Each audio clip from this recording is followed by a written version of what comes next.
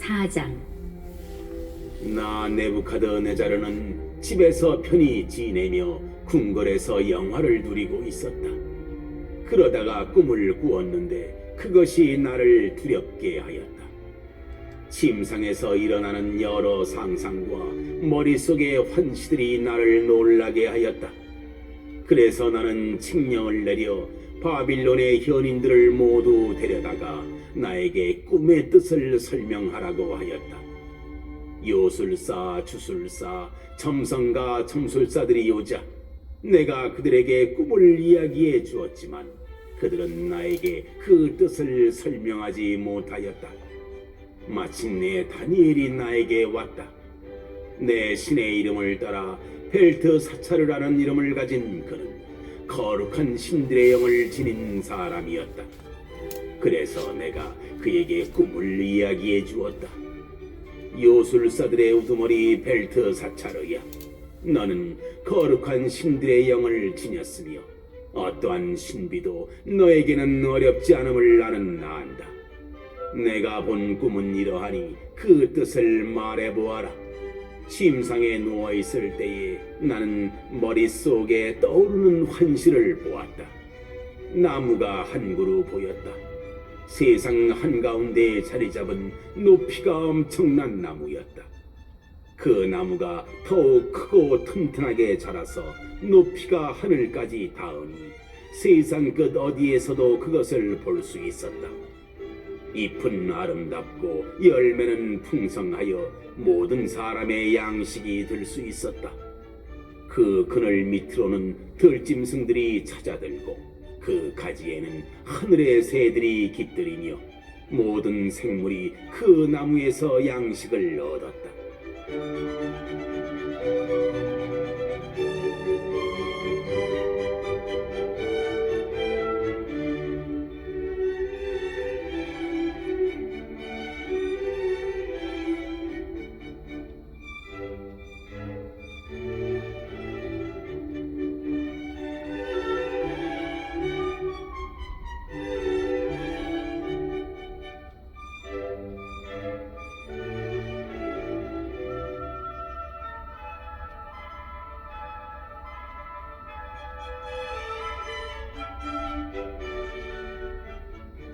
침상에 누운 나는 계속 머릿속에 떠오르는 환시를 보고 있었는데 이번에는 하늘에서 거룩한 감시자가 내려와 큰 소리로 외쳤다.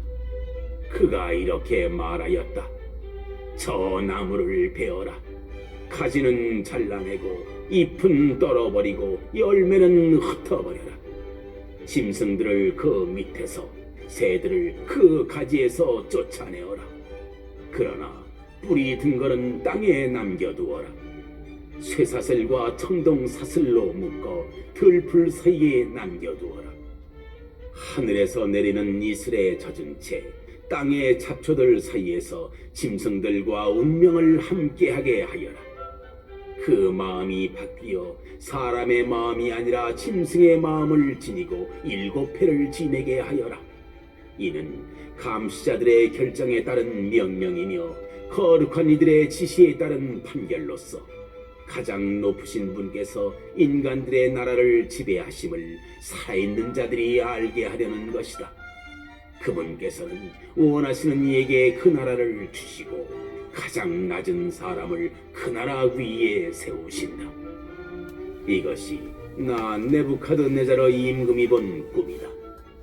벨트사차르야, 이제 네가 그 뜻을 말해보아라. 내 나라의 현인들은 아무도 그 뜻을 나에게 설명하지 못하였다. 그러나 너는 거룩한 신들의 영을 지녔으니 할 수 있지 않느냐?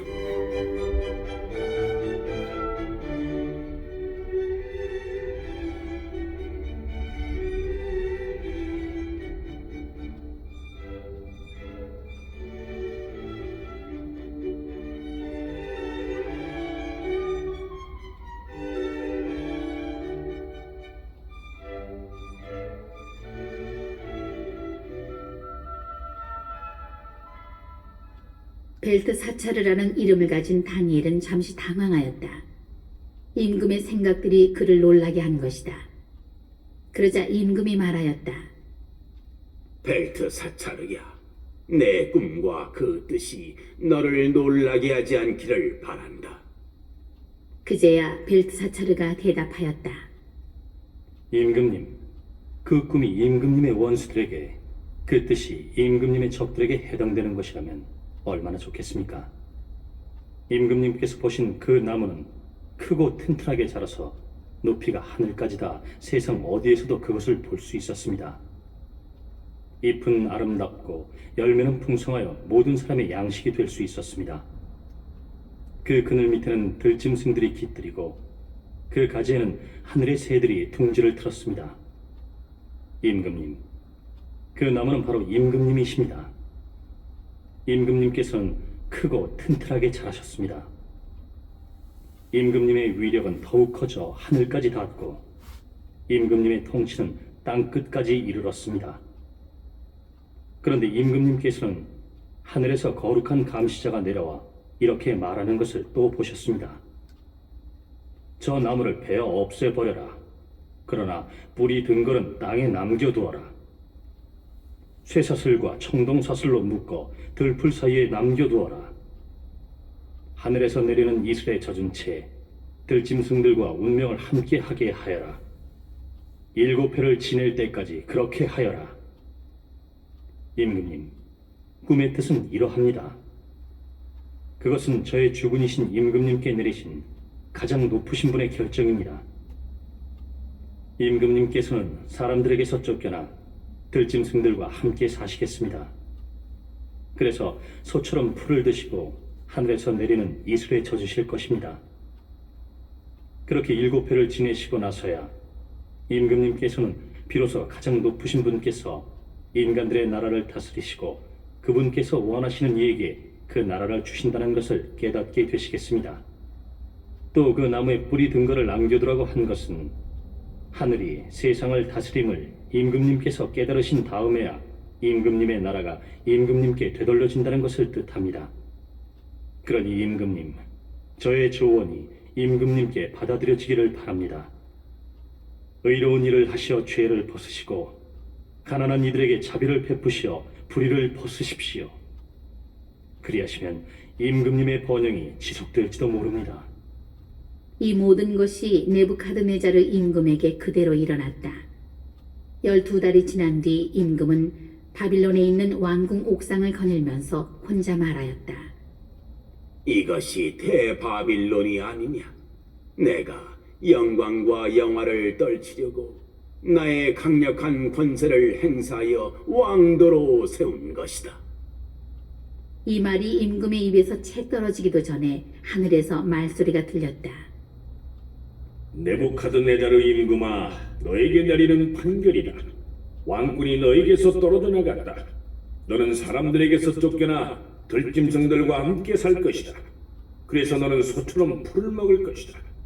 그렇게 7회를 지내고 나서야 너는 비로소 가장 높으신 분께서 인간들의 나라를 다스리시고 당신께서 원하시는 이에게 그 나라를 주신다는 것을 깨달을 것이다. 이 말이 곧바로 네부카드네자르에게 이루어졌다. 그는 사람들에게서 쫓겨나 소처럼 풀을 먹고 몸은 하늘에서 내리는 이슬에 젖었으며 머리카락은 독수리처럼 손 발톱은 새처럼 자라기까지 하였다. 기한이 찼을 때에 나 네부카드네자르는 눈을 들어 하늘을 바라보았다. 그때 나는 정신을 되찾아 가장 높으신 분께 영광을 드리고 영원히 살아계신 분을 찬양하고 찬송하였다. 그분의 통치는 영원한 통치이고 그분의 나라는 대대로 이어지리라. 세상의 모든 주민은 그분께 아무것도 아닌 것으로 여겨진다. 그분께서 하늘의 군대와 세상 주민들에게 당신 뜻대로 하시지만 그분의 손을 막고 왜 그리 하십니까 하고 말할 자 아무도 없다. 바로 그때에 나는 정신을 되찾았다. 그리고 내 나라의 영광을 드높이는 영화와 영예도 되찾았다.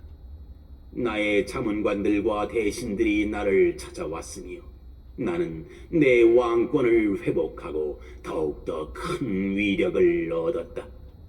이제 나 네부카드네자르는 하늘의 임금님을 찬양하고 숭상하며 찬송한다. 그분께서 하시는 일은 모두 진실하고 그 길은 다 공정하니 그분께서는 교만 속에 걷는 자들을 낮추실 수 있는 분이시다.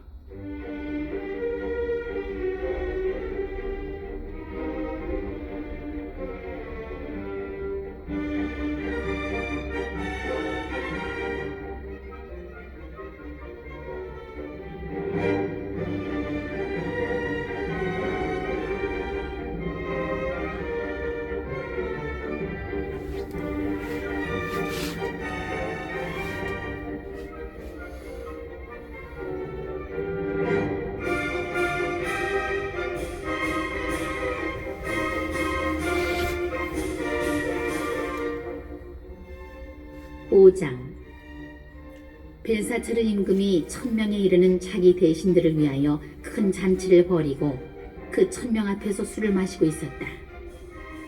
술기운이 퍼지자 벨사차르는 자기 아버지 네부카드네자르가 예루살렘 성전에서 가져온 금은 기물들을 내오라고 분부하였다. 임금은 대신들과 왕비와 후궁들과 함께 그것으로 술을 마시려는 것이었다. 예루살렘에 있던 성전 곧 하느님의 집에서 가져온 금 기물들을 내오자 임금은 대신들과 왕비와 후궁들과 함께 그것으로 술을 마셨다. 그렇게 술을 마시면서 금과 은, 청동과 쇠, 나무와 돌로 된 신들을 찬양하였다. 그런데 갑자기 사람 손가락이 나타나더니 촛대 앞 왕궁 석고벽에 글을 쓰기 시작하였다. 임금은 글자를 쓰는 손을 보고 있었다. 그러다가 임금은 얼굴빛이 달라졌다. 떠오르는 생각들이 그를 놀라게 한 것이다. 허리에 뼈마디들이 풀리고 무릎이 서로 부딪혔다. 임금은 큰 소리로 주술사들과 점성가들과 점술사들을 데려오라고 외쳤다. 임금은 또 바빌론의 현인들에게 말하였다. 누구든지 저 글자를 읽고 그 뜻을 밝혀주는 사람은 자주색 옷을 입히고 금목걸이를 목에 걸어주고 이 나라에서 셋째가는 통치자로 삼겠다. 그리하여 임금의 현인들이 모두 들어왔지만 그 글자를 읽지도 못하고 임금에게 그 뜻을 설명하지도 못하였다. 벨사차르 임금은 크게 놀라며 얼굴빛이 달라지고 대신들은 혼란에 빠졌다.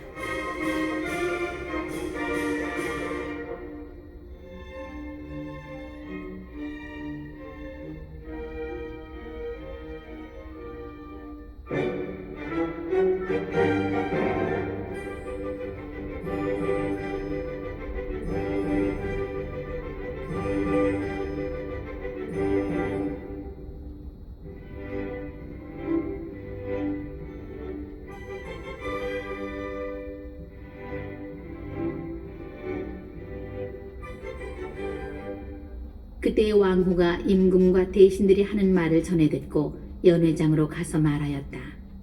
임금님, 만수무강하시기를 빕니다. 임금님께서는 이런저런 생각으로 놀라시거나 얼굴빛이 달라지실 까닭이 없습니다. 임금님의 나라에는 거룩하신 신들의 영을 지닌 사람이 하나 있습니다. 임금님의 아버지 시대에 그는 형안과 통찰력과 신들의 지혜 같은 지혜를 지닌 사람으로 드러났습니다.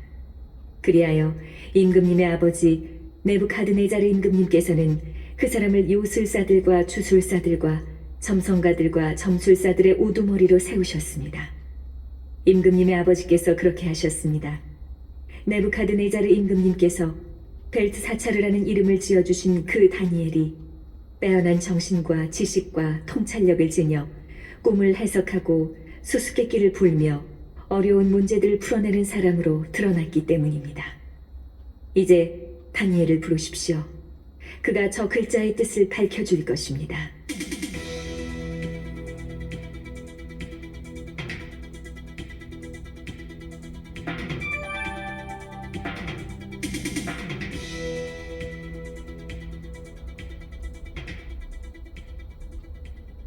이렇게 하여 다니엘이 임금 앞으로 불려왔다. 임금이 다니엘에게 물었다. 그대가 바로 나의 부왕께서 유다에서 데려온 유배자들 가운데 하나인 다니엘인가? 나는 그대가 신들의 영을 지녔을 뿐더러 형안과 통찰력과 빼어난 지혜를 지닌 사람으로 드러났다는 말을 들었다. 저 글자를 읽고 그 뜻을 나에게 설명하도록 현인들과 주술사들이 내 앞으로 불려왔지만 그 뜻을 밝히지 못하였다. 또 나는 그대가 뜻풀이를 잘하고 어려운 문제들을 풀어낼 수 있다는 말을 들었다. 이제 그대가 저 글자를 읽고 그 뜻을 나에게 설명해 줄 수 있다면 그대에게 자주색 옷을 입히고 금목걸이를 목에 걸어주고 이 나라에서 셋째가는 통치자로 삼겠다.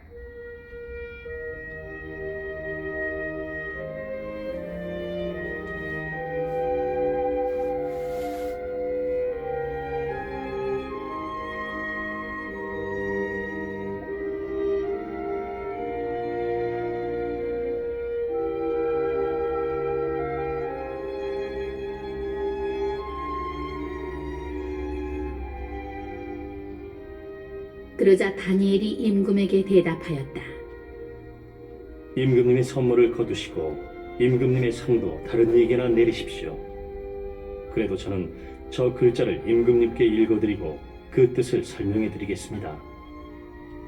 임금님, 가장 높으신 하느님께서는 임금님의 아버지 네부카드네자르님께 왕권과 위력과 영광과 영화를 베푸셨습니다. 하느님께서 그분께 베푸신 그 위력 때문에 민족들과 나라들, 언어가 다른 사람들이 모두 그분 앞에서 떨며 무서워하였습니다.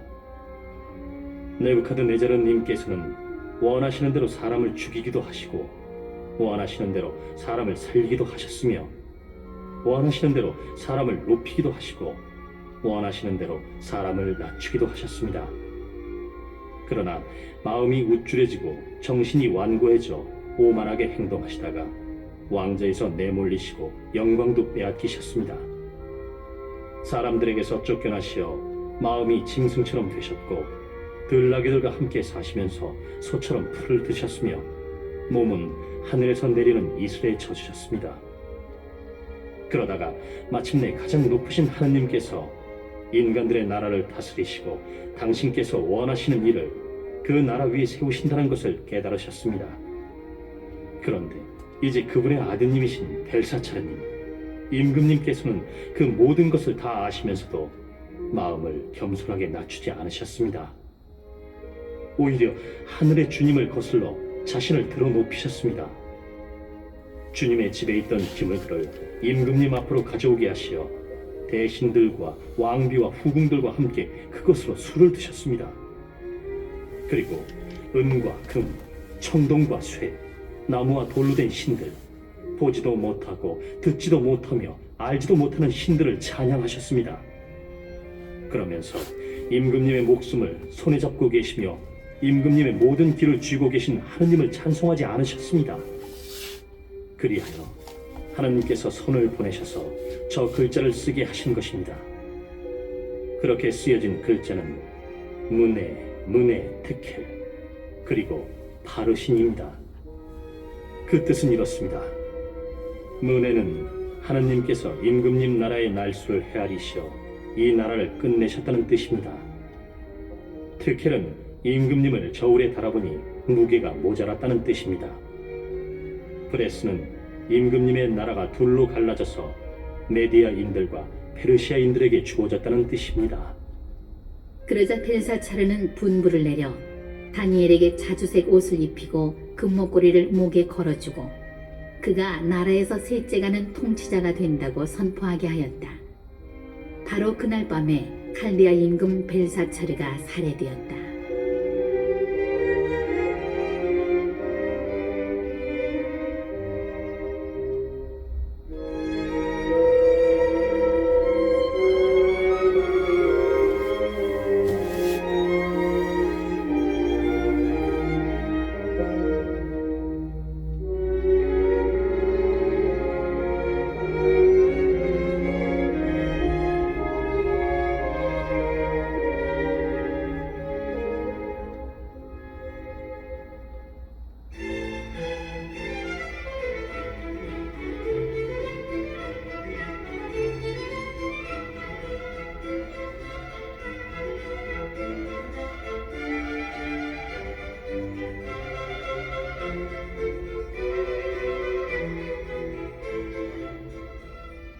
6장.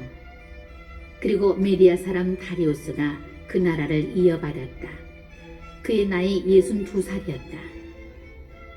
다리우스는 자기의 뜻대로 나라의 총독 120명을 세워 온 나라에 두루 주재하게 하고 그들 위로 다시 제상 3사람을 임명하였는데 다니엘도 그 가운데 한 사람이었다. 임금에게 손실을 끼치는 일이 없도록 총독들은 이 제상들에게 업무를 보고하게 되어 있었다. 다니엘은 빼어난 정신을 지녀 다른 제상들이나 총독들보다 뛰어났다. 그래서 임금은 다니엘을 온 나라 위에 세우려고 생각하였다. 그러자 다른 제상들과 총독들은 다니엘에게서 나라와 관련된 죄과를 찾아내려고 애썼다. 그러나 그들은 어떠한 죄과나 과실도 찾아낼 수가 없었다. 다니엘이 충실한 사람이어서 아무런 태만이나 과실이 없었기 때문이다. 그래서 그들은 서로 저 다니엘이 믿는 하느님의 법과 관련하여 무엇을 찾아내기 전에는 그에게서 아무런 죄과도 찾아내지 못할 것이다 하고 말하였다. 그리하여 그 제상들과 총독들은 임금에게 몰려가서 이렇게 말하였다. 다리우스 임금님, 만수무강하시기를 빕니다. 나라의 모든 재상, 그리고 태수들과 총독들과 자문관들과 지방관들은 임금님께서 법령을 세우시고 금령을 엄하게 만드셔야 한다고 의견을 모았습니다. 임금님, 앞으로 30날 동안 임금님 말고 다른 어떤 신이나 사람에게 기도를 올리는 자는 누구든지 사자굴에 던져야 한다는 것입니다. 이제 임금님, 금령을 세우시고 그 문서에 서명하시어 철회할 수 없는 메디아와 페르시아의 법에 따라 그것을 바꾸지 못하게 하십시오. 그리하여 다리우스 임금은 그 금령 문서에 서명하였다.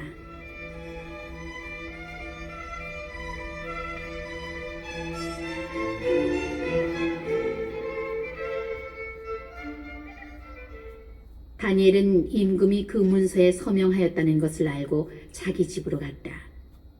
그의 집 옥상 방 창문은 예루살렘 쪽으로 나 있었다. 그는 이전에도 늘 그러하였듯이 하루에 3번 무릎을 꿇고 자기의 하느님께 기도하고 감사를 드렸다. 그때 그 사람들이 몰려와서 다니엘이 그의 하느님께 기도와 간청을 올리는 것을 발견하였다. 그래서 그들은 임금에게 다가가서 금령과 관련하여 말하였다. 임금님, 앞으로 30날 동안 임금님 말고 다른 어떤 신이나 사람에게 기도를 올리는 사람은 누구든지 사자굴에 던진다는 금령에 서명하지 않으셨습니까? 임금이 그것은 철회할 수 없는 메디아와 페르시아의 법에 따라 확실하오 하고 대답하자 그들이 다시 임금에게 말하였다. 임금님, 유다에서 온 유배자들 가운데 하나인 다니엘이 임금님께 경의를 표하지도 않고 임금님께서 서명하신 금령에도 경의를 표하지 않은 채 하루에 3번씩 기도를 올리고 있습니다. 임금은 이 말을 듣고 몹시 괴로웠다. 그는 다니엘을 살려내기로 결심하고 해가 질 때까지 그를 구하려고 노력하였다. 그러자 그 사람들이 임금에게 몰려가서 말하였다. 임금님, 임금이 세운 금령과 법령은 무엇이든 바꿀 수 없다는 것이 메디아와 페르시아의 법임을 알아두시기 바랍니다. 그리하여 임금이 분부를 내리자 사람들이 다니엘을 끌고 가서 사자굴에 던졌다. 그때에 임금이 다니엘에게 내가 성실히 섬기는 너희 하느님께서 너를 구해내시기를 빈다 하고 말하였다. 사람들이 돌 하나를 굴려다가 굴 어귀를 막아놓자 임금은 자기의 인장반지와 대신들의 인장반지로 그것을 봉인한 다음 다니엘에게 내린 어떠한 조치도 바꾸지 못하게 하였다. 그러고 나서 임금은 궁궐로 돌아가 단식하며 밤을 지냈다. 여자들도 자기 앞으로 들이지 못하게 하였다.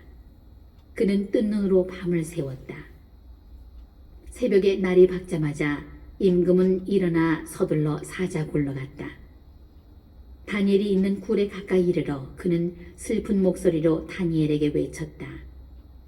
살아계신 하느님의 종 다니엘아, 내가 성실히 섬기는 너의 하느님께서 너를 사자들에게서 구해내실 수 있었느냐? 그러자 다니엘이 임금에게 대답하였다. 임금님, 만수무강하시기를 빕니다. 저의 하느님께서 천사를 보내시어 사자들의 입을 막으셨으므로 사자들이 저를 해치지 못하였습니다. 제가 그분 앞에서 무죄하다는 사실이 드러났기 때문입니다. 그리고 임금님, 저는 임금님께도 잘못을 저지르지 않았습니다. 임금은 몹시 기뻐하며 다니엘을 굴에서 끌어올리라고 분부하니 사람들이 그를 굴에서 끌어올렸다. 다니엘에게는 아무런 상처도 보이지 않았다. 그가 자기의 하느님을 믿었기 때문이다.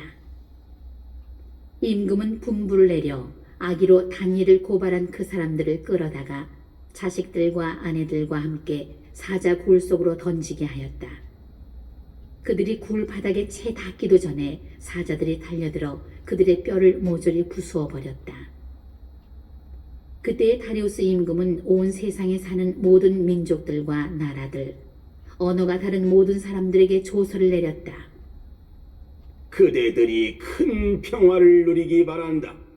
나는 칙령을 내린다. 내 나라의 통치가 미치는 모든 곳에서는 누구나 다니엘의 하느님 앞에서 떨며 두려워해야 한다. 그분은 살아계신 하느님, 영원히 존재하시는 분이시다. 그분의 나라는 불멸의 나라, 그분의 통치는 끝까지 이어진다. 그분은 구해내시고 구원하시는 분, 하늘과 땅에서 표징과 기적을 일으키시는 분, 다니엘을 사자들의 손에서 구해내셨다. 다니엘은 다리우스의 통치 때와 페르시아의 키루스 통치 때에 이렇게 하여 성공을 거두었다.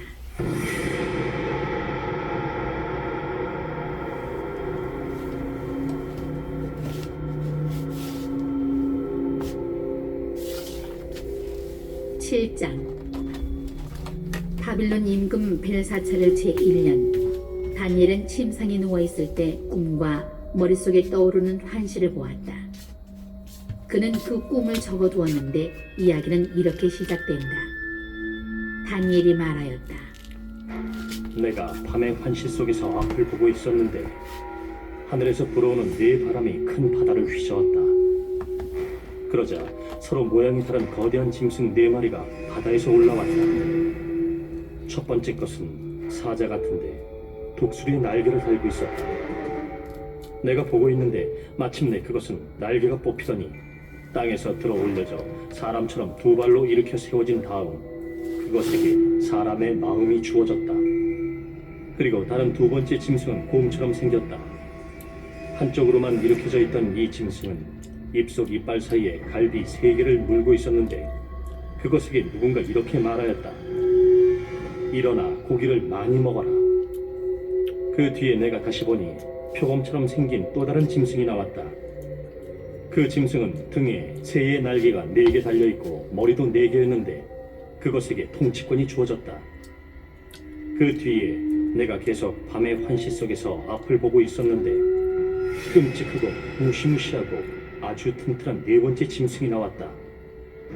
커다란 쇠이빨을 가진 그 짐승은 먹이를 먹고 으스러뜨리며 남은 것은 발로 짓밟았다. 그것은 또 앞의 모든 짐승과 다르게 생겼으며 뿔을 10개나 달고 있었다. 내가 그 뿔들을 살펴보고 있는데 그것들 사이에서 또 다른 자그마한 뿔이 올라왔다. 그리고 먼저 나온 뿔 가운데서 3개가 그것 앞에서 뽑혀나갔다. 그 자그마한 뿔은 사람의 눈 같은 눈을 가지고 있었고 입도 있어서 거만하게 떠들어대고 있었다. 내가 보고 있는데 마침내 옥좌들이 놓이고 연로하신 분께서 자리에 앉으셨다. 그분의 옷은 눈처럼 희고 머리카락은 깨끗한 양털 같았다. 그분의 옥좌는 불꽃 같고 옥좌의 바퀴들은 타오르는 불 같았다. 불길이 강물처럼 뿜어나왔다. 그분 앞에서 터져나왔다. 그분을 시중드는 이가 100만이요 그분을 모시고 선 이가 억만이었다. 법정이 열리고 책들이 펴졌다. 그 뒤에 그 뿔이 떠들어대는 거만한 말소리 때문에 나는 그쪽을 보았다. 내가 보고 있는데 마침내 그 짐승이 살되고 몸은 부서져 타는 불에 던져졌다. 그리고 나머지 짐승들은 통치권을 빼앗겼으나 생명은 얼마 동안 연장되었다. 내가 이렇게 밤의 환시 속에서 앞을 보고 있는데 사람의 아들 같은 이가 하늘의 구름을 타고 나타나 연로하신 분께 가자 그분 앞으로 인도되었다. 그에게 통치권과 영광과 나라가 주어져 모든 민족들과 나라들, 언어가 다른 모든 사람들이 그를 섬기게 되었다. 그의 통치는 영원한 통치로서 사라지지 않고 그의 나라는 멸망하지 않는다.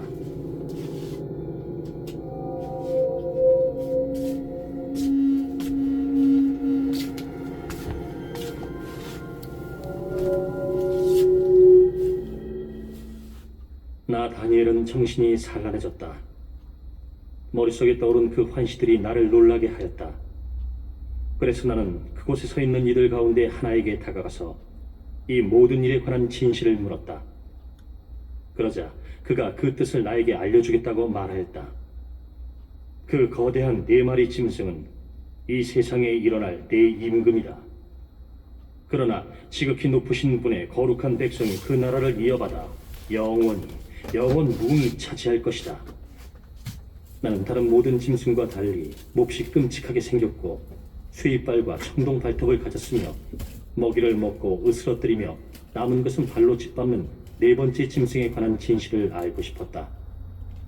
그리고 그 짐승의 머리에 있던 10개의 뿔과 나중에 올라온 또 다른 뿔에 관한 진실도 알고 싶었다.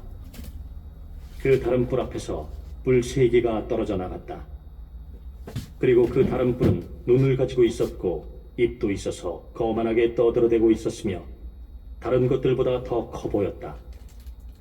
내가 보니 그 뿔은 거룩한 백성과 전쟁을 벌여 그들을 압도하고 있었다. 마침내 연로하신 분께서 오셨다. 그리하여 지극히 높으신 분의 거룩한 백성에게 권리가 되돌려졌다. 이 거룩한 백성이 나라를 차지할 때가 된 것이다. 그 천사가 이렇게 말하였다. 4번째 짐승은 이 세상에 생겨날 4번째 나라이다. 그 어느 나라와도 다른 이 나라는 온 세상을 집어삼키고 짓밟으며 으스러뜨리리라. 뿔 10개는 이 나라에서 일어날 10임금이다. 그들 다음으로 또 다른 임금이 일어날 터인데 앞에 임금들과 다른 이 임금은 그 가운데에서 새 임금을 쓰러뜨리리라. 그는 가장 높으신 분을 거슬러 떠들어대고 지극히 높으신 분의 거룩한 백성을 괴롭히며 축제일과 법마저 바꾸려고 하리라. 그들은 1년, 2년, 반년 동안 그의 손에 넘겨지리라. 그러나 법정이 열리고 그는 통치권을 빼앗겨 완전히 패망하고 멸망하리라. 나라와 통치권과 온천하 나라들의 위력이 지극히 높으신 분의 거룩한 백성에게 주어지리라. 그들의 나라는 영원한 나라가 되고 모든 통치자가 그들을 섬기고 복종하리라. 이야기는 여기에서 끝난다. 나 다니엘은 떠오르는 생각들로 몹시 놀라 얼굴빛마저 달라졌지만 이 일을 마음에 간직하였다.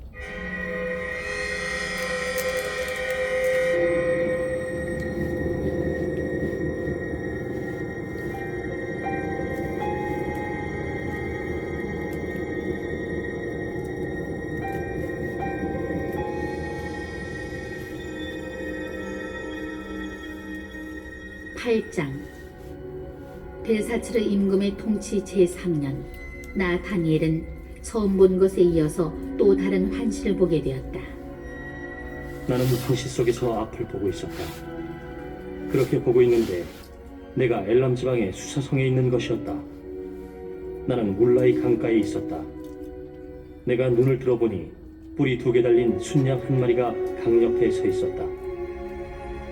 그 2 뿔이 다 길었는데 하나가 다른 것보다 더 길었다. 더 긴 뿔이 나중에 올라온 것이었다. 내가 보니 그 순양이 서쪽으로 북쪽으로 또 남쪽으로 들이받는데 어떤 짐승도 그 순양을 당해내지 못하고 그 손에서 아무것도 빼내지 못하였다. 그 순양은 제멋대로 행동하며 더욱 강력해졌다. 나는 곰곰이 생각하고 있었다. 그때 순염소 1마리가 서쪽에서 오는데 발이 땅에 닿지 않을 만큼 재빠르게 온 세상을 가로지르며 오는 것이었다. 그 순념소의 두 눈 사이에는 당당한 뿔 하나가 나 있었다. 그 순념소는 강가에 서 있는 것을 내가 보았던 그 두 뿔 달린 순양에게 다가가서 맹렬한 기세로 달려들었다. 내가 보니 그 순념소가 순양 곁으로 가서는 분노를 터뜨리며 순양을 쳐서 두 뿔을 부수어 버렸다. 순양은 순념소를 당해낼 힘이 없었다. 또 순념소가 순양을 땅에 내동댕이 치고 짓밟아도 그 손에서 순양을 빼낼 자가 하나도 없었다. 그리하여 그 순념소는 매우 강력해졌다. 그러나 한창 힘이 셀 때에 그 큰 뿔이 부서지고 그 자리에 당당한 뿔 4개가 사방 하늘로 올라갔다.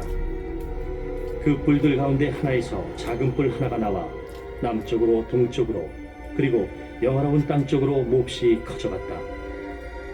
그것은 하늘의 군대에 미칠 만큼 커지더니 그 군대와 별들 가운데서 일부를 땅에 떨어뜨려 짓밟았다. 또 그 군대의 장수에게까지 오만하게 행동하더니 그분께 바치는 일일 번제를 없애고 그분 성수의 토대를 뒤엎어버렸다. 그 군대는 죄악으로 바뀌어버린 일일 번제와 함께 그 뿔에게 넘겨졌다. 그 뿔은 진리를 땅에 내동댕이 치면서도 하는 일마다 성공을 거두었다. 그런데 내가 들으니 어떤 거룩한 이가 말을 하고 또 다른 거룩한 이가 먼저 말한 거룩한 이에게 묻는 것이었다. 일일 번제, 파멸을 가져오는 저 죄악, 성소가 넘겨지고 군대가 짓밟히는 일, 환시에 나타난 이 일들이 언제까지나 지속되겠습니까? 먼저 말한 거룩한 이가 그에게 대답하였다. 저녁과 아침이 2300번 바뀔 때까지입니다. 그제야 성소가 복구될 것입니다.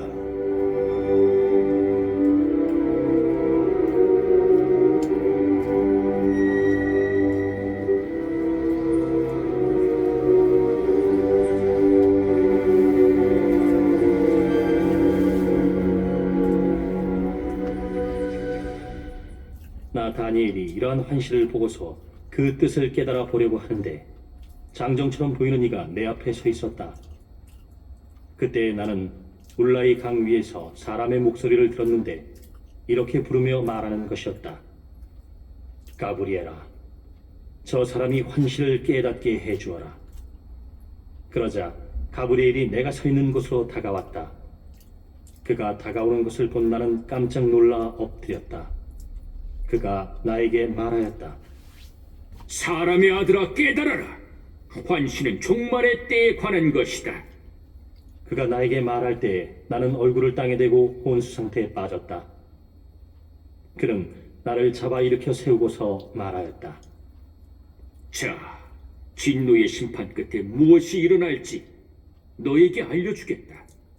이는 정해진 종말의 때에 관한 것이다. 뿔이 2개 달린 순양을 내가 보았는데 그것들은 메디아와 페르시아의 임금들이다. 순념수는 그리스 임금이고 두 눈 사이에 있던 큰 뿔은 그 첫 임금이다. 그 뿔이 부서지고 그 자리에 생긴 내 뿔은 한 왕국에서 생겨날 네 나라인데 그것들이 그 왕국의 힘은 이어받지 못할 것이다.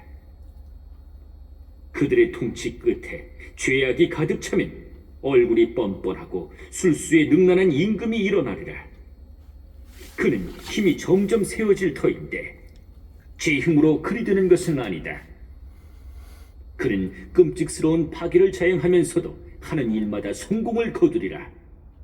또 힘센 이들과 거룩한 백성을 파멸시키리라. 그는 재간이 좋아 제 손으로 속임수도 성공을 거두게 하니 마음속으로 오만해져 불시에 많은 사람들을 파멸시키리라. 그러나 제후들의 제후에게까지 맞서다가 사람의 손이 닿지 않아도 부서지리라. 내가 설명한 저녁과 아침의 환상은 진실이다. 그러나 아직 멀었으니 너는 이 환시를 봉인해 두어라.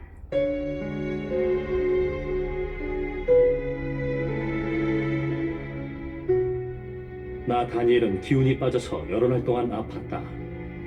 그런 다음에 일어나 임금의 일을 거들었지만 그 환상 때문에 당황하였을 뿐만 아니라 그 뜻도 깨닫지 못하였다.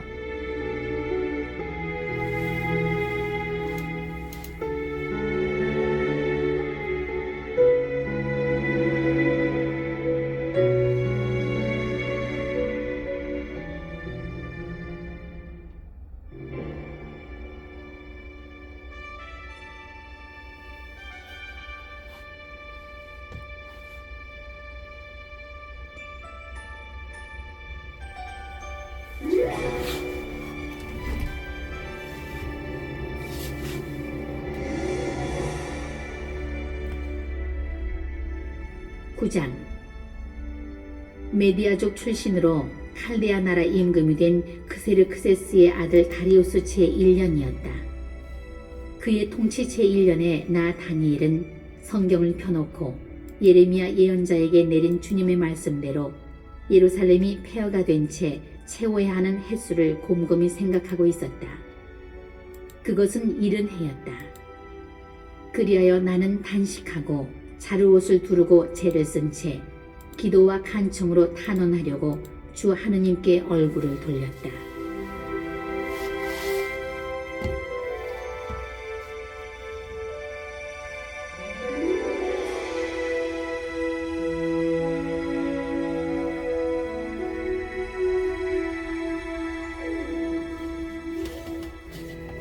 나는 주 나의 하느님께 기도하고 죄를 고백하며 아뢰었다. 아, 주님, 위대하시고 경외로우신 하느님, 당신을 사랑하고 당신의 계명을 지키는 이들에게 계약과 자유를 지키시는 분. 저희는 죄를 짓고 불의를 저질렀으며 악을 행하고 당신께 거역하였습니다. 당신의 계명과 법규에서 벗어났습니다. 저희는 저희의 임금들과 고관들과 조상들과 나라의 모든 백성들에게 당신의 이름으로 말하는 당신의 종 예언자들에게 귀를 기울이지 않았습니다. 주님, 당신께서는 의로우십니다. 그러나 저희는 오늘 이처럼 얼굴에 부끄러움만 가득합니다. 유다 사람, 예루살렘 주민들, 그리고 가까이 살든 멀리 살든 당신께 저지른 배신 때문에 당신께서 내쫓으신 그 모든 나라에 사는 이스라엘인들도 다 마찬가지입니다. 주님, 저희의 임금들과 고관들과 조상들을 비롯하여 저희는 모두 얼굴에 부끄러움만 가득합니다. 저희가 당신께 죄를 지었기 때문입니다. 주 저희 하느님께서는 자비하시고 용서를 베푸시는 분이십니다. 그러나 저희는 주님께 거역하였습니다. 주 저희 하느님의 말씀을 듣지 않고 당신의 종 예언자들을 통하여 저희 앞에 내놓으신 법에 따라 걷지 않았습니다. 온 이스라엘은 당신의 말씀을 듣지 않고 당신의 율법을 어기고 그것에서 벗어났습니다. 그리하여 하나님의 종 모세의 율법에 쓰인 저주와 맹세가 저희에게 쏟아졌습니다. 저희가 주님께 죄를 지었기 때문입니다. 그리하여 주님께서는 저희에게 큰 불행을 내리시어 저희와 저희를 다스린 통치자들을 두고 하신 말씀을 이루셨습니다. 예루살렘에 일어난 것과 같이 그렇게 큰 불행은 온 천하 어디에서도 일어난 적이 없습니다. 모세의 율법에 쓰인 대로 이 모든 불행이 저희에게 닥쳤습니다. 그러나 저희는 저희의 죄악에서 돌아서지도 않고 당신의 성실하심을 깨닫지도 못하였습니다. 그러면서 주 저희 하나님께 호의를 간청하지 않았습니다. 주님께서는 그 불행을 간수하셨다가 저희에게 내리셨습니다. 정녕 주 저희 하나님께서는 하시는 일마다 의로우십니다. 그런데 저희는 주님의 말씀을 듣지 않았습니다. 이제 주 저희 하나님, 당신께서는 강한 손으로 당신의 백성을 이집트 땅에서 이끌어내시어 오늘날까지도 명성을 떨치셨습니다. 그러나 저희는 죄를 짓고 악을 저질렀습니다. 주님, 당신의 그 모든 의로운 업적을 보시어 당신의 도성 예루살렘에서 당신의 거룩한 산에서 당신의 분노와 진노를 거두어 주십시오. 저희의 죄와 저희 조상들의 죄악 때문에 예루살렘과 당신의 백성이 주위에 있는 모든 민족들에게 수치가 되고 말았습니다. 그러니 이제 저희의 하나님, 당신 종의 기도와 간청을 들어주십시오. 주님, 당신 자신을 생각하시어 황폐한 당신의 성소에 당신 얼굴의 빛을 비추십시오. 저의 하나님, 귀를 기울여 들어주십시오. 눈을 뜨시어 저희의 폐허와 당신의 이름으로 불리는 도성을 보십시오. 저희가 당신 앞에 간청을 올리는 것은 저희의 어떤 의로운 업적이 아니라 당신의 크신 자비 때문입니다. 주님, 들어주십시오. 주님, 용서해 주십시오. 주님, 귀 여겨 들으시고 행동해 주십시오. 지체하지 마십시오. 저희 하나님, 당신 자신을 생각하시어 그리하여 주십시오. 당신의 도성과 당신의 백성은 당신의 이름으로 불리기 때문입니다.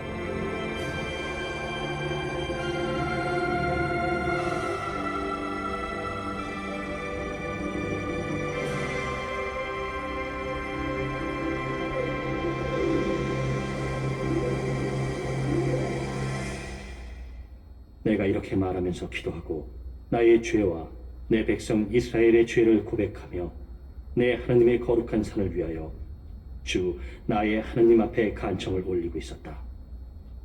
내가 이렇게 기도하며 아뢰고 있는데 지난번 환시에서 본 가브리엘이라는 이가 저녁 예물을 바칠 때 빨리 날아서 나에게 다가왔다. 그렇게 와서 나에게 말하였다. 다니엘아, 내가 너를 깨닫게 해주려고 이렇게 나왔다. 내가 간청하기 시작할 때에 이미 말씀이 내렸는데 그것을 일러주려고 내가 왔다. 내가 총애를 받는 사람이기 때문이다. 그러니 이 말씀에 주의를 기울여서 환상의 뜻을 깨닫도록 하여라. 너의 백성과 너의 거룩한 도성에 정해진 70주간이 지나야 악행이 그치고 죄가 끝나며 속죄가 이루어지리라. 또한 영원한 정의가 펼쳐지고 환시와 예언이 확증되며 가장 거룩한 곳에 기름이 부어지리라. 그러니 너는 이것을 알고 이해해야 한다. 예루살렘을 복구하고 재건하라는 말씀이 내린 때부터 기름 부음 받은 영도자가 나올 때까지 7주간이 흐르리라. 또 62주간이 흐르는 동안 예루살렘이 복구되고 재건되어 광장과 외호까지 갖추겠지만 그 기간은 어려운 때가 되리라. 이렇게 62주간이 흐른 다음 기름 부음 받은 이가 잘려나가 그에게 아무것도 남지 않으리라. 그리고 도성과 성소는 앞으로 일어날 군주의 군대가 허물어 버리리라. 그 종말은 홍수처럼 들이닥치리라. 전쟁이 끝날 때까지 황폐하게 남도록 결정되었다. 그 군주는 1주간 동안 많은 이와 강력한 동맹을 맺고 반주간 동안은 희생 제물과 곡식 제물을 바치지 못하게 하리라. 성전 날개에는 황폐를 부르는 혐오스러운 것이 세워져 황폐하게 만드는 그자에게 이미 결정된 멸망이 쏟아질 때까지 서 있으리라.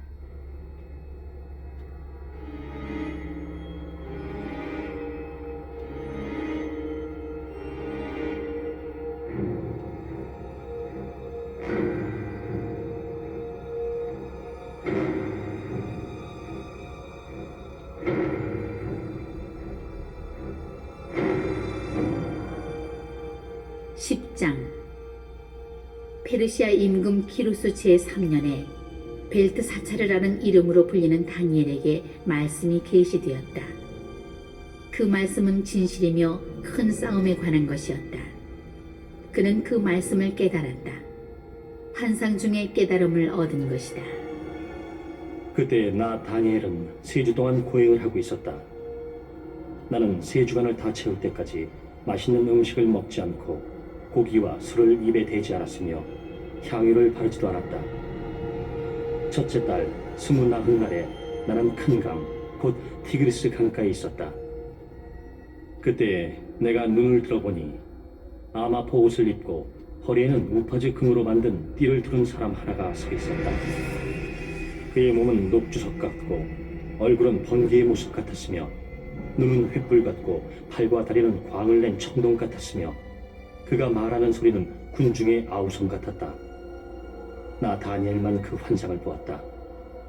나와 함께 있던 다른 사람들은 그 환상을 보지는 못하고 다만 커다란 공포가 그들을 덮치는 바람에 달아나서 몸을 숨겼다. 나 혼자 남아서 그 큰 환상을 보았다. 나는 힘이 빠지고 얼굴은 사색이 되었다. 힘이 하나도 없었다. 그때 나는 그 사람이 말하는 소리를 들었다. 그가 말하는 소리를 듣고 나는 혼수 상태에 빠지면서 얼굴을 땅에 대고 쓰러졌다. 그러자 어떤 손이 나를 흔들어 무릎과 손으로 일어나게 하였다. 그러고 나서 그가 나에게 말하였다. 총애를 받는 사람 다니엘아, 내가 너에게 하는 말에 주의를 기울여라. 일어서라. 나는 파견되어 너에게 온 것이다. 그가 나에게 이 말을 할 때 나는 떨면서 일어섰다. 그가 다시 나에게 말하였다. 다니엘아, 두려워하지 마라. 내가 깨달음을 얻고 너의 하나님 앞에서 급기하기로 결심한 첫날부터 하나님께서는 너의 말을 들으셨다. 너의 그 말 때문에 내가 이렇게 온 것이다. 그런데 페르시아 나라의 제후 천사가 20하루 동안 내 앞을 가로막았다. 그래서 일품 제후 천사들 가운데 하나인 미카엘이 나를 도우러 오자 나는 그를 그곳 페르시아 임금들 곁에 남겨두었다. 그리고 나는 뒷날 내 백성에게 일어날 일을 네가 깨닫게 해주려고 왔다. 이 환시는 그때와 관련된 것이다.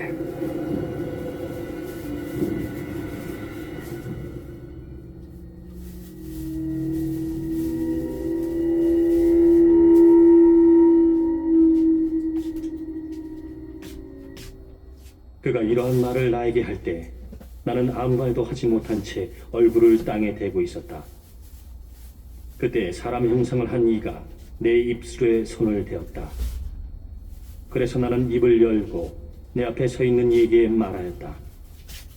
나리, 환상 때문에 고통이 들이닥쳐 저는 힘이 하나도 없습니다. 나리의 이 종이 어떻게 나리와 이야기할 수 있겠습니까? 이제 저는 힘이 하나도 남아있지 않고 숨조차 쉴 수가 없습니다. 사람 모습을 한 이가 다시 나에게 손을 대며 힘을 북돋아 주었다. 그가 이렇게 말하였다. 총애받는 사람아, 두려워하지 마라. 너에게 평화가 있기를. 힘을 내어라. 힘을 내어라. 그가 이러한 말을 할 때 나에게 힘이 솟았다. 그래서 내가 말하였다. 나리께서 저에게 힘을 주셨으니 이제 말씀하시기 바랍니다. 그러자 그가 말하였다. 너는 내가 왜 너에게 왔는지 아느냐? 나는 이제 돌아가서 페르시아의 제후 천사와 싸워야 한다. 내가 그 일을 마치면 그리스의 제후 천사가 올 것이다. 이제 나는 진리의 책에 적힌 것을 너에게 일러주려고 한다. 너희의 제후 천사 미카엘 말고는 나를 도와 그들을 대적할 리가 없다.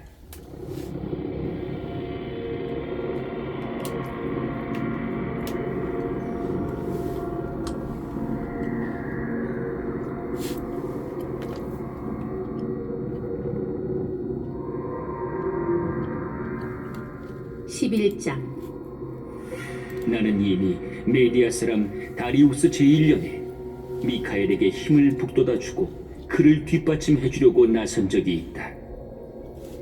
이제 나는 너에게 진실을 일러주겠다. 페르시아에는 앞으로 새 임금이 더 일어날 것이다. 그리고 넷째가 나와 앞에 어느 임금보다도 큰 재물을 모을 터인데 그렇게 재물을 모아 강력해지면 그는 그리스 왕국을 치려고 온 나라를 일으켜 세울 것이다. 그러나 용맹한 임금이 일어나 막강한 통치력을 행사하며 제멋대로 행동할 것이다. 그렇지만 그가 일어서자마자 그의 나라는 부서져 천하 사방으로 나뉘는데 그의 자손들에게는 아무것도 돌아가지 않고 통치력도 그의 때와 같지 않을 것이다. 그의 나라가 뿌리채 뽑혀 그들이 아닌 다른 이들에게 넘어갈 것이기 때문이다. 남쪽 임금이 강력해지겠지만 그의 장수들 가운데 하나가 그보다 더 강력해져서 그의 영토보다 더 큰 영토를 통치할 것이다. 몇 해 뒤에 그들은 동맹을 맺고 협약을 비준하는 뜻으로 남쪽 임금의 딸이 북쪽 임금에게 시집갈 것이다. 그러나 그 여자는 세력을 유지하지 못하고 그 아들도 자리를 지키지 못할 것이다. 그리하여 그 여자와 또 그 여자를 그리로 데려간 자들, 그 여자의 자식과 지지자가 적의 손에 넘겨질 것이다. 그때에 그 여자와 같은 뿌리에서 난 가지가 그 뒤를 이어 일어나 북쪽 임금의 군대를 공격하고 성체로 들어가 그들을 쳐 이길 것이다. 또한 그들의 신들과 주조 신상들, 은과 금으로 된 값진 기물들을 전리품으로 이집트에 가져가고 나서 몇 해 동안 북쪽 임금을 내버려 둘 것이다. 그 뒤에 북쪽 임금이 남쪽 임금의 나라로 쳐들어가기는 하겠지만 곧 자기 땅으로 되돌아갈 것이다. 그러나 북쪽 임금의 아들들이 전쟁을 벌이면서 수많은 군대를 모은 다음 그들 가운데 하나가 마침내 쳐들어가는데 물밀듯이 휩쓸고 지나가면서 남쪽 임금의 성체에 이르기까지 다시 싸움을 벌일 것이다. 남쪽 임금도 분노를 터뜨리며 나가서 북쪽 임금과 싸울 것이다. 그러면 북쪽 임금이 수많은 군사를 일으키겠지만 그 군사들은 남쪽 임금의 손에 넘어갈 것이다. 그 군사들이 제거되면 남쪽 임금은 마음이 우쭐해져 수만 명을 쓰러뜨리겠지만 우위를 차지하지는 못할 것이다. 북쪽 임금은 처음보다 더 많은 군사를 다시 일으켜 몇 해 뒤에 많은 물자와 함께 큰 군대를 거느리고 쳐들어갈 것이다. 그때에 많은 사람이 남쪽 임금을 거슬러 일어날 것이다. 내 백성 가운데에서도 난폭한 자들이 환시를 실현시키겠다고 봉기하겠지만 실패할 것이다. 북쪽 임금이 내려가서 공격 축대를 쌓고 요새 성읍을 함락하는데 남쪽의 병력은 정예 부대까지도 그들을 당해내지 못할 것이다. 당해낼 힘이 없기 때문이다. 남쪽 임금을 공격하는 자들이 제멋대로 행동하는데도 그들을 아무도 당해내지 못할 것이다. 그렇게 하여 북쪽 임금이 영화로운 땅에 자리 잡으면 모든 것이 그의 손안에 들어가고 말 것이다. 그는 남쪽 임금의 온 나라를 자기의 세력 아래로 끌어들이겠다고 결심하고서는 그와 화친을 맺을 것이다. 그러고 나서 그 나라를 멸망시키려고 남쪽 임금에게 여자를 하나 주지만 그 계획은 이루어지지 않고 그에게 도움도 되지 않을 것이다. 그는 섬과 해안 지방으로 얼굴을 돌려 많은 곳을 점령할 것이다. 그러나 장군 하나가 그러한 그의 행패를 끝장내는데 그는 자기가 당한 행패를 그 장군에게 대갚지도 못할 것이다. 그 뒤에 그는 자기 땅의 성체들 쪽으로 얼굴을 돌리지만 비틀거리다 넘어져 사라져버릴 것이다. 그의 뒤를 이어 다른 임금이 일어나 나라의 영광스러운 곳으로 조공징수관을 보내기도 하지만 다툼이나 전쟁이 일어나지 않았는데도 그 임금은 얼마 되지 않아 살해될 것이다.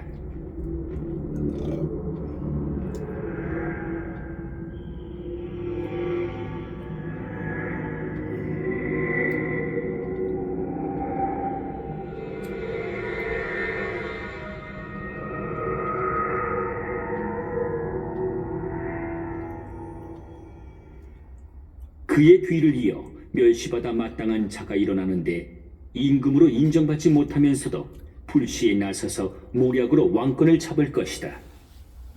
그 임금 앞에서 적군들이 완전히 쓸려나가고 부서지는데 계약의 영도자까지 그렇게 될 것이다. 다른 나라와 동맹을 맺고 나서부터는 속임수를 쓰는데 얼마 되지 않는 백성을 거느리면서도 위치가 올라가고 더욱 강대해질 것이다. 그는 불시에 그 지방의 비옥한 곳으로 쳐들어가 자기 부하들에게 전리품과 노량물과 그 밖의 물자를 뿌리며 자기 조상들 가운데 아무도 하지 않은 짓을 할 것이다. 그리고 이웃애들을 칠 계략을 꾸미지만 한때에 지나지 않을 것이다. 그는 힘과 용기를 내어 큰 군대를 거느리고 남쪽 임금을 치려고 할 터인데 남쪽 임금은 그보다 훨씬 더 크고 강한 군대를 거느리고 전쟁을 벌이면서도 당해내지 못할 것이다. 사람들이 남쪽 임금을 칠 계략을 꾸밀 것이기 때문이다. 그와 함께 음식을 먹는 자들이 그를 파멸시키고 그의 군대는 휩쓸려 가며 많은 사람이 살해되어 쓰러질 것이다. 그 두 임금이 마음속으로는 악을 품고서도 한 식탁에 마주 앉아 거짓말을 주고받겠지만 아무도 성공을 거두지 못할 것이다. 정해진 때가 아직 되지 않았기 때문이다. 북쪽 임금은 많은 재물을 가지고 자기 나라로 돌아가다가 거룩한 계약을 해칠 마음을 품고 그 계획을 이룬 다음에야 자기 나라로 돌아갈 것이다. 정해진 때가 되면 그가 다시 남쪽으로 쳐들어가겠지만 그때는 먼저 번과 같지 않을 것이다. 퀴팀의 배들이 그를 치러 오는 바람에 그는 겁을 내고 말 것이다. 그러나 돌아가는 길에 거룩한 계약에 분풀이를 할 것이다. 그는 다시 돌아가서 거룩한 계약을 저버린 자들에게 관심을 기울일 것이다. 그리고 그가 보낸 병력이 자리를 잡고서는 성소와 성체를 더럽히고 일일 번제를 폐지하며 황폐를 부르는 혐오스러운 것을 세울 것이다. 그는 계약을 깨트리는 자들을 달콤한 말로 배교하게 만들겠지만 저희 하나님께 충성스러운 백성은 굳건히 서서 행동할 것이다. 또 백성 가운데에서 현명한 이들은 많은 사람을 깨우쳐 줄 것이다. 그러나 얼마 동안 그들은 칼과 화염에 쓰러지고 유배와 약탈을 당할 것이다. 그들은 쓰러질 때에 도움을 조금밖에 받지 못하고 많은 사람이 그들과 합류하겠지만 거짓으로 그렇게 할 것이다. 현명한 이들 가운데 일부가 이렇게 쓰러지면서 마지막 때가 되기까지 다른 이들이 단련되고 정화되고 순화되게 할 것이다. 아직 정해진 때가 되지 않았기 때문이다. 임금은 제멋대로 행동하고 교만스레 자신을 드러높이며 자기가 모든 신보다 위대하다고 여길 뿐더러 신들의 하나님을 두고 끔찍한 말까지 해댈 것이다. 이렇게 그는 진노의 때가 닿기까지 성공을 거두리니 결정된 것이 다 이루어져야 하기 때문이다. 그는 자기 조상들의 신들을 비롯하여 여자들이 아끼는 신이며 그 밖의 모든 신을 무시할 것이다. 자기가 그 모든 신보다 위대하다고 여기기 때문이다. 그리고 그들 대신에 성체의 신을, 제 조상들은 알지도 못하던 신을, 금과 은과 보석과 그 밖의 보물들을 바쳐가며 공경할 것이다. 그는 그 낯선 신을 모시고 가장 견고한 요새들을 공격할 것이다. 그리고 그 신을 인정하는 자들에게 영광을 더해주고 많은 사람을 다스리게 하며 보수로 토지도 나누어 줄 것이다.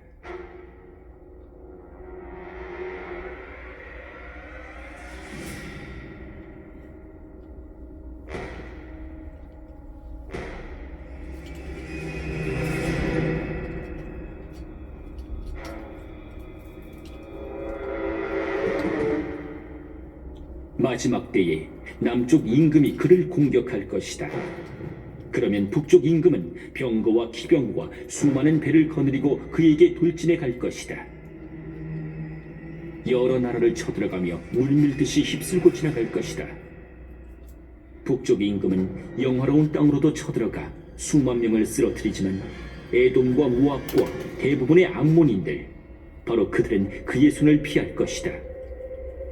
그가 이렇게 여러 나라의 손을 뻗으면 이집트 땅도 난을 피하지 못할 것이다. 그리하여 그는 이집트의 금과 은을 비롯한 포화, 그리고 다른 모든 보물의 주인이 되고 리비아인들과 에티오피아인들도 그의 발 아래 놓일 것이다. 그러다가 동쪽과 북쪽에서 들려오는 소문들이 그를 놀라게 할 터인데 그는 크게 화를 내며 나가서 많은 이를 죽이고 멸망시킬 것이다. 그는 바다와 영화롭고 거룩한 산 사이에 임금이 머물 천막들을 칠 것이다. 그러나 거기에서 최후를 맞이하게 되는데 그를 도와주는 자가 아무도 없을 것이다.